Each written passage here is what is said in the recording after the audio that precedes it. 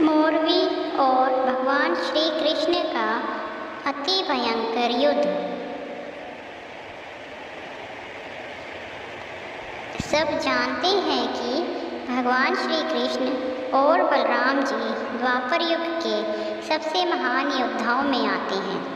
भगवान श्री कृष्ण जी और बलराम जी ने साथ मिलकर कई सारे ताकतवर और पापी योद्धाओं का नाश किया और इस पृथ्वी पर धर्म की स्थापना की। लेकिन क्या आप जानते हैं कि इतने महान योद्धा श्री कृष्ण जी और बलराम जी पर एक स्त्री युद्ध में भारी पड़ गई थी। इस स्त्री ने अकेले ही बलराम जी समेत उनकी सारी सेनाओं को परास्त कर दिया था और स्त्री शक्ति का परचम लहरा दिया था। ये युद्ध कैसे हुआ, क्यों हुआ, आज की कहानी है श्री ऋषि कश्यप के पुत्र राक्षस राज मुरा की पुत्री कामकांतिका की, जिसे मोरवी भी कहा जाता है। राक्षस राज मुरा प्रयाग ज्योतिषपुर के राजा था। राक्षस होने के कारण वो देवताओं से घृणा भी करता था। उसी घृणा के कारण मुरा ने देवताओं से अधिक शक्ति पाने के लिए ब्रह्मा जी की तपस्या की।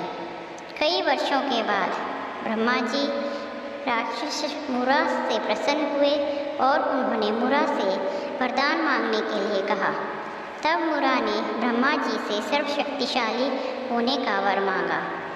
ब्रह्मा जी ने मुरा को तथास्तु कहा और वे वहाँ से अदृश्य हो गए।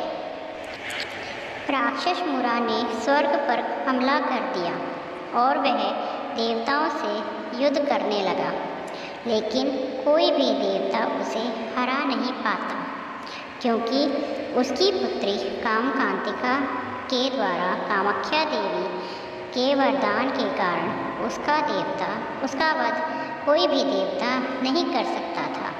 इंद्रदेव जब उसे हरा नहीं पाए तो वे वहाँ से भाग गए। मुरा स्वर्ग पर कब्जा कर लेता है।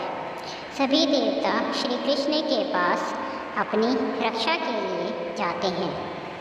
बलराम उनकी बात सुनकर श्री कृष्ण को प्रयाग ज्योतिषपुर पर हमला करने को कहते हैं।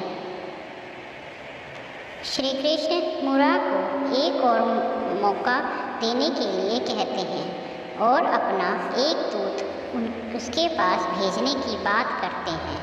दैत्यराज मुरा युद्ध करना स्वीकार करता है और श्री कृष्ण का शांति प्रस्ताव ठुकरा देता है। श्री कृष्ण और बलराम अपनी सेना लेकर युद्ध के लिए निकल पड़ते हैं। श्री कृष्ण उस पर बाणों से प्रहार करते हैं, पर वह नहीं मरता। श्री कृष्ण उसकी माया को समझ जाते हैं और उसका वध कर देते हैं। मुरा का वध करने के कारण उनका नाम मुरारी पड़ जाता है।